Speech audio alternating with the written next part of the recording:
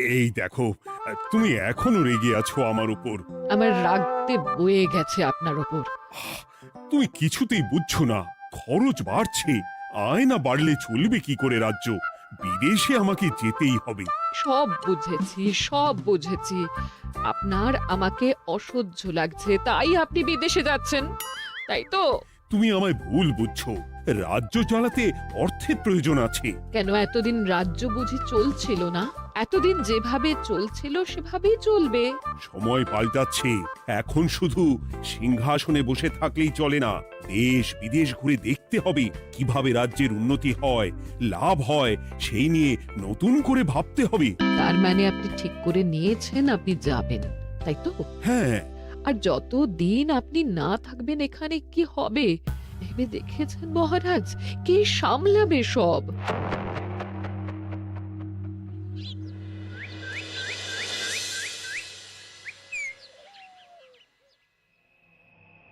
চিঠি?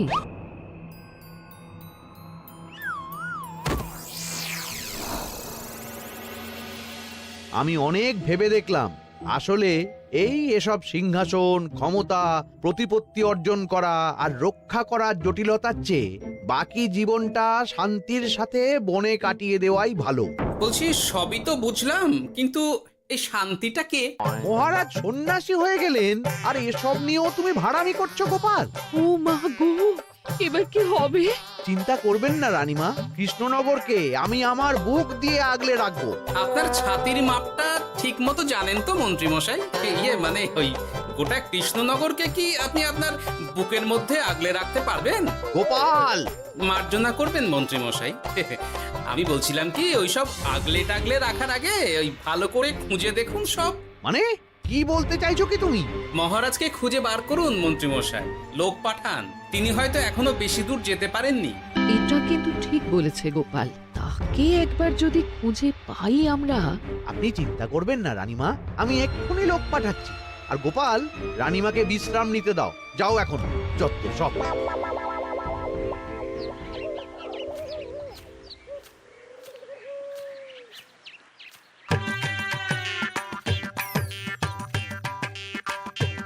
কই গো, গেলে কই? এক ঘটি জল দাও দেখি। ওই জলই খেতে হবে, শুধু জল। ঘরে এক দানাও চাল নেই। বাজারে না গেলে আজ হরি মটর। রাজ্যে রাজা নেই আর তুমি ঘরে চাল নেই বলে চিল্লামিল্লি করছো, চত্ব সব। ও মা গো, মহারাজ রাজ্যে নেই তো গেলেন কই? হ্যাঁ, বনবাসে। সে কি গো, এবার কি হবে তাহলে? কপালে যা লেখা আছে তাই হবে, আর কি। এই তোমার চাকরিখানা থাকবে তো? হ্যাঁ, না থাকলে বাটি হাতে বেরোবো, চিন্তা কি?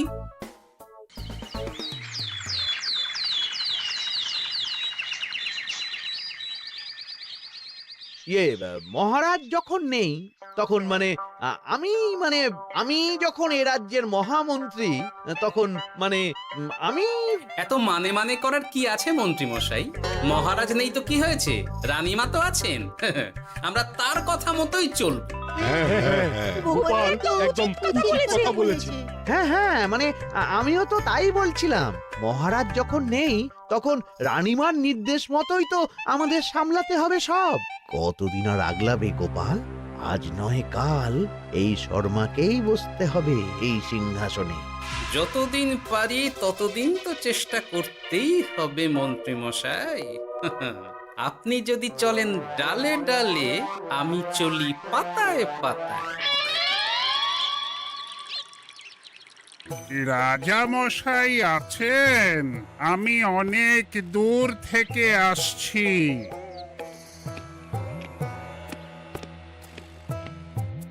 মন্ত্রীমশাই, একজন সাধু এসেছেন রাজামশাইয়ের সঙ্গে দেখা করতে। বলছেন অনেক দূর থেকে এসেছেন। জানো না মহারাজ এখন নেই? যাও, চলে যেতে বলো ওকে। মহারাজ নিরুদ্দেশ।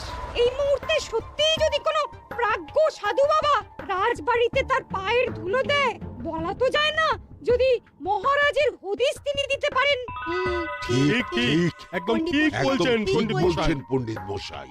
বেশ বেশ, ডেকে আনো তাকে, দেখি সে কি বলে। মহারাজ, আমার প্রণাম নেবেন। উনি মহারাজ নয়, উনি মন্ত্রী। আসুন সাধু বাবা, আসুন আসন গ্রহণ করুন।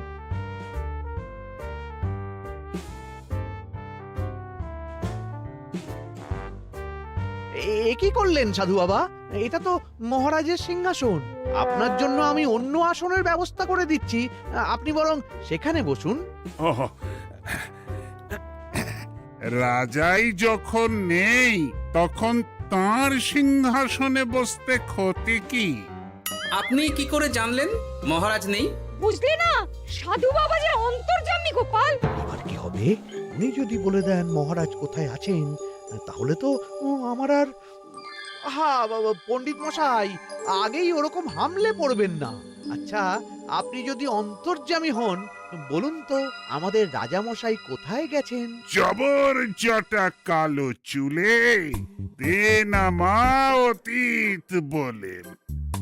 বুম! মহারাজ বনবাসে গেছেন। এটা যখন বলেছেন সাধু বাবা, তাহলে মহারাজ এখন কোথায় আছেন সেটাও নিশ্চয়ই আপনি বলে দিতে পারবেন। গোপাল, সব বিষয়ে নাক গলিও না তো তুমি। ঠিক ঠিক আছে, রাজা মশাইকে নিয়ে চিন্তা হওয়া তো খুবই স্বাভাবিক, কিন্তু গোপাল, রাজা মশাই বনবাসে গেছেন, তাকে আর সংসার মায়ায় বাঁধা ঠিক কাজ হবে না। এ আপনি কি বলছেন সাধু বাবা? মহারাজ না থাকলে রাজ্য চলবে কেমন করে?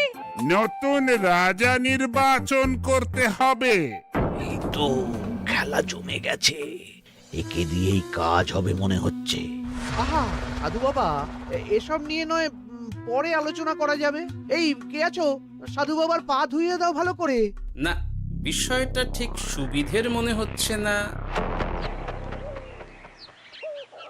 আহা মন্ত্রী, করেছ কি? আমি সাধু মানুষ, এত খেতে পারি কি? ও বললে হবে না সাধু বাবা, আপনার জন্য নিজে দাঁড়িয়ে থেকে মহারাজের খাস হালুই করকে দিয়ে রাঁধিয়েছি সব। খেয়ে দেখুন না একটু, অমৃত অমৃত। বেশ বেশ, এত করে বলছো যখন, বাহ বাহ, চমৎকার চমৎকার। আমি জানি তো যে এমন খাবার আপনি আগে কখনো খাননি। তা বটে বটে, ভেবেছিলাম কটা দিন বিশ্রাম নিয়ে চলে যাব। এখন দেখছি যা আদর আতিথেয়তা শুরু করেছো তোমরা, তাতে তো মাস কয়েক কাটিয়ে না গেলে আমারই লোকসান হবে। থাকুন না, থাকুন, যতদিন ইচ্ছা থাকুন। আমার ইচ্ছা অনুযায়ী সব চললে তো ওই গোপালের জায়গায় আপনাকেই সবার মহারথী করে রেখে দিতাম চিরকাল। এসব কি বলছো মন্ত্রী? কেন, পরিকল্পনাটা মন্দ নাকি? আমি হব এই রাজ্যের নতুন রাজা, আর আপনি হবেন আমার রাজসভার প্রধান মহারথী। বটে, কাজটা খুব একটা কঠিন না। মহারাজ বনবাসে, আর আপনি নিজেই তো বললেন তাকে ফিরিয়ে আনাও ঠিক হবে না। তাহলে তা বলেছি, কিন্তু বাকি অন্যান্য সভাসদেরা আছে, তারা তো। আরে ছাড়ুন তো ওদের কথা। আকাশে হাত ছড়িয়ে আর একবার মন্ত্র পড়ে নেবেন, বলবেন এই রাজ্যের রাজা হওয়ার ক্ষমতা একমাত্র আমার মধ্যেই আছে। ব্যাস, সবাই মানতে বাধ্য। তারপর আমার একটা হিল্লে হয়ে গেলে আপনারটার ব্যবস্থাও আমি করে দেব, বুঝলেন? বুঝলাম, একেবারে জলের মতো পরিষ্কার। ব্যাস, কালই তাহলে কাজ শুরু করে দিন। বেশি দেরি করে তো লাভ নেই। বলা তো যায় না, মহারাজের যদি রানীমার জন্য মন কেমন করে, রাজ্যে ফিরে আসে, ওসব হওয়ার আগেই সেরে ফেলতে হবে সব কাজ।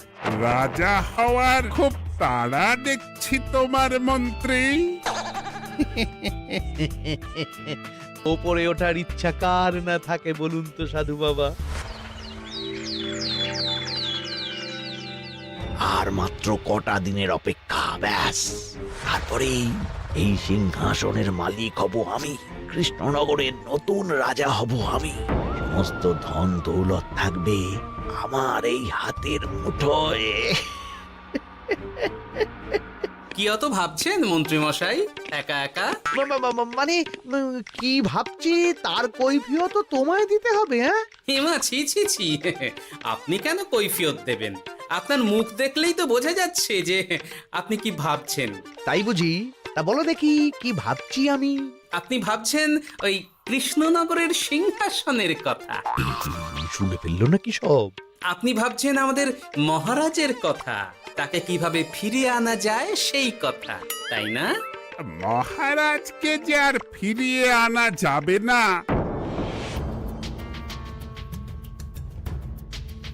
সে কথা তো আগেই বলেছি। তাই যদি হয় সাধু বাবা, আপনি এর একটা কিছু বিহিত করুন, না হলে রাজা ছাড়া রাজ্য। ঠিক বলেছ, রাজা রাজ্য, নুন ছাড়া তরকারি, আলো ছাড়া দিন, জল ছাড়া জীবনের মতো। তাই যত দ্রুত সম্ভব নতুন রাজা নিয়োগ করা দরকার। কিন্তু এ বিষয়ে সিদ্ধান্ত নেওয়ার আগে রানীমার সাথে কথা বলা জরুরি। তার চেয়েও জরুরি একটা কাজ আগে করা দরকার। কিসের কথা বলছেন মন্ত্রী মশাই? গোপালের বহিষ্কার। এ আপনি কি বলছেন মন্ত্রী মশাই? একে রাজা মশাই, তার মধ্যে গোপালের মতো বিচক্ষণ মানুষকে রাজসভা থেকে বহিষ্কার করলে তো রাজ্যেরই ক্ষতি। এটাই হচ্ছে সমস্যা।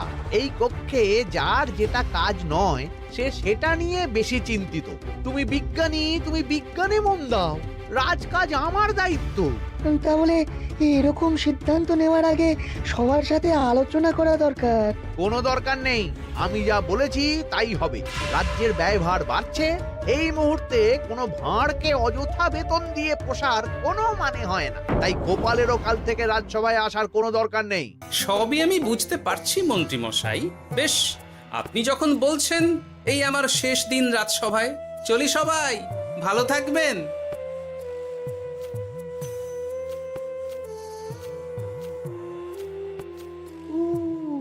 এত সহজে যে বেটা মাঠের বাইরে চলে যাবে বুঝতেই পারিনি আগে। এবার আমার আর সিংহাসনের মাঝে নেই কোনো বাধা, নেই কোনো কাটা। তুমি চিন্তা করো না, আমি নিজে মন্ত্রীর সাথে কথা বলবো। না না রানীমা, সেসবের দরকার নেই। মহারাজ ছাড়া রাজবাড়ি শূন্য শূন্য লাগে, আমারও মন লাগছে না এখানে। বেশ, যা ভালো বোঝো তাই করো, তবে ডাকলে এসো কিন্তু। হ্যাঁ রানীমা, নিশ্চয়ই আসবো। এখন আমি চলি। যাক, এই কদিনে মাথাটা খেলানোর সময় পাওয়া যাবে একটু, না হলে কেমন যেন গুলিয়ে যাচ্ছে সব। কি যে বলো গোপাল দাদা, এই শেষ দুটো শাঁখের আটি নিয়েও দরদাম করবে তুমি? ওরে, আমি বেকার মানুষ, দরদাম না করে উপায় আছে আমার? হ্যাঁ শোনো শোনো শোনো, মহারাজ কৃষ্ণচন্দ্রের অবর্তমানে কৃষ্ণনগরে নতুন রাজা হিসেবে নির্বাচিত হবেন রাজ্যের মহামন্ত্রী। সেই শুভানুষ্ঠানে রাজবাড়িতে আমন্ত্রণ রইল। এসব কি হচ্ছে বলো তো গোপাল দাদা? ভেতরের খবর আছে নাকি কিছু? না গো ভাই, তুমিও যা জানো আমিও ততটুকুই জানি। ও গোপাল দাদা, ব্যাপার কি? এ সময় এখানে কি চাই? রানীমার জরুরি তলব, এখনই ওই রাজবাড়ি যেতে হবে তোমাকে। কিন্তু আমার যে বাজার হয়নি এখনো। আরে ওসব বাজার টাজার পরে হবে, তুমি এখন আমার সাথে চলো তো। মন্ত্রীকে আমি বিশ্বাস করেছিলাম, ও যে এইভাবে বিশ্বাসের সুযোগ নেবে আমি একদম বুঝতে পারিনি। আমাদের এক্ষুনি অন্যান্য সভাসদদের সাথে কথা বলা দরকার রানীমা। কারোর সাথে কথা বলার দরকার নেই রানীমা, আমি নিজেই চলে এসেছি আপনার সাথে কথা বলতে। এখানে কি জন্য এসেছো গোপাল? রানীমার কান ভাঙাতে? বাহ, আপনি সবার মাথা মুড়িয়ে সিংহাসন কবজা করতে পারেন, আর আমি রানীমাকে সেই সত্যি কথা জানাতে পারি না? চুপ! ভুলে যেও না, আমি কৃষ্ণনগরের হবু রাজা। মুখ সামলে কথা বলবে আমার সাথে। এসব কি হচ্ছে মন্ত্রী মশাই? রাজা মশাই নেই, সেই সুবাদে এ কি শুরু করেছেন আপনি?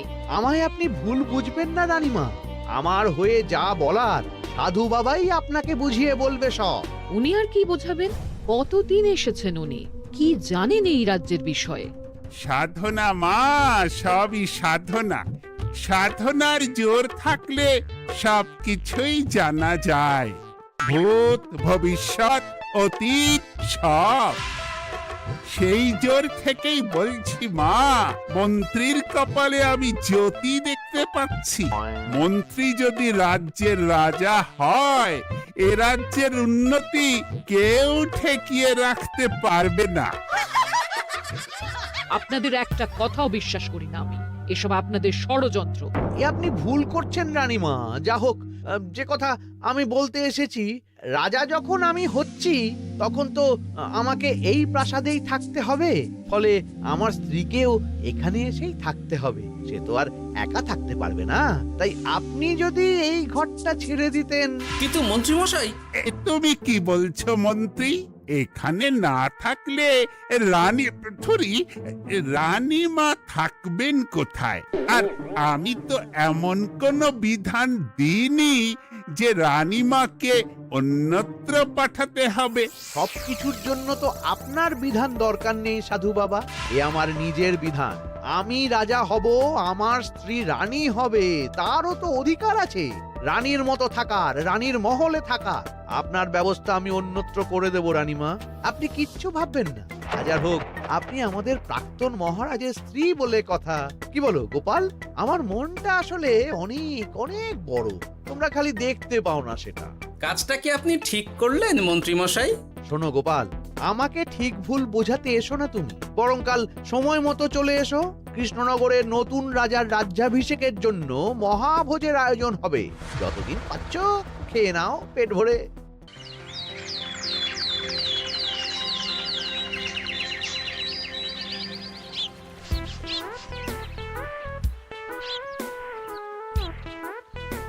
আরে এগুলো আবার কি পরে আছে এখানে?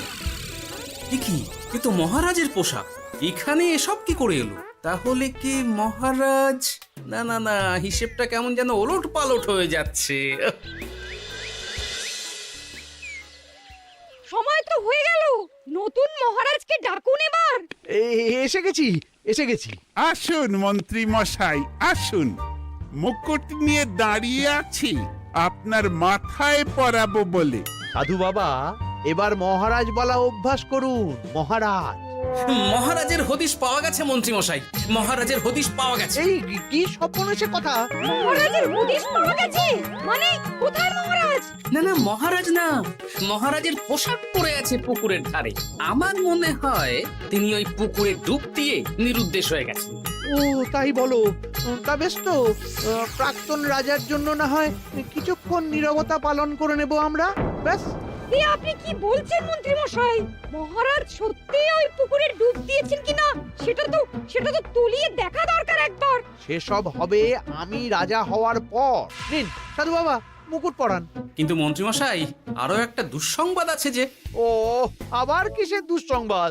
মহারাজ যে পুকুরে ডুব দিয়েছেন সেই কথা বলতেই রানীমা অজ্ঞান হয়ে গেছে। তুমি যে কি করো না গোপাল, শুভ সময়ে অশুভ একটা সংবাদ দিয়ে দিলে তো সব বরবাদ করে। এই কে আছো? গ্রেপ্তার করো গোপালকে। তার আগে তোমায় গ্রেপ্তার করা হবে। এত বড় সাহস তোমার? হবু রাজাকে গ্রেপ্তার করার কথা বলো তুমি? আজ তোমার একদিন কি আমার একদিন। কিসের হবু রাজা? আমি কৃষ্ণনগরের আসল রাজা। হ্যাঁ, আমি। কি মহারাজ, আপনি? হ্যাঁ, আমি। অনেক দিন ধরে তো তোমার বাড়বাড়ন্ত দেখলাম, আজকে খেলা শেষ। কিন্তু গোপাল, রানী কোথায়? কেমন আছে সে? এক্ষুনি তার কাছে আমাকে নিয়ে চলো। রানীমা ভালোই আছে মহারাজ, কিচ্ছু হয়নি তার। কিন্তু তুমি যে বললে রানী অজ্ঞান হয়ে গেছে। এটুকু মিছে কথা না বললে যে আপনার লুকোচুরি খেলাটা এত সহজে শেষ হতো না মহারাজ। লুকোচুরি বটে, কিন্তু তুমি বুঝলে কি করে এত সব? প্রথম সন্দেহটা হলো যখন রানীমাকে অন্যত্র রাখার কথা বলতেই আপনি বিচলিত হয়ে উঠলেন, তখন। তারপর পুকুর পাড়ে আপনার পোশাক, ব্যাস এটুকুই, আর কিছু নয়। আর প্রথম দিন রাজসভায় এসেই সোজা সিংহাসনে চড়ে বসা, ব্যাস। একে একে 2 আর 2 এ 2 4 করে ফেললাম। তারপর মনে হলো রানীমার প্রতি টান ফিরিয়ে আনতে পারে আপনাকে আপনার আসল রূপে। তাই এই মিছে কথা। অধমের অপরাধ মার্জনা করবেন মহারাজ। গোপাল, তোমার তুলনা নেই। কিন্তু মহারাজ, আপনি কেন এই ছদ্মবেশ নিয়েছিলেন তার আসল উদ্দেশ্যটা কিন্তু এখনো আমার কাছে পরিষ্কার হয়নি পুরোটা। আসলে আমি পরীক্ষা করছিলাম, বুঝলে, কিসের পরীক্ষা মহারাজ? যে আমার অনুপস্থিতিতে কে এই রাজ্য চালাবে তার পরীক্ষা। এবং আমি ঠিক করেছি যে কদিন ব্যবসার কাজে আমি বাইরে থাকব, ততদিন রানীর পরামর্শ মতো সমস্ত কিছু সামলাবে গোপাল।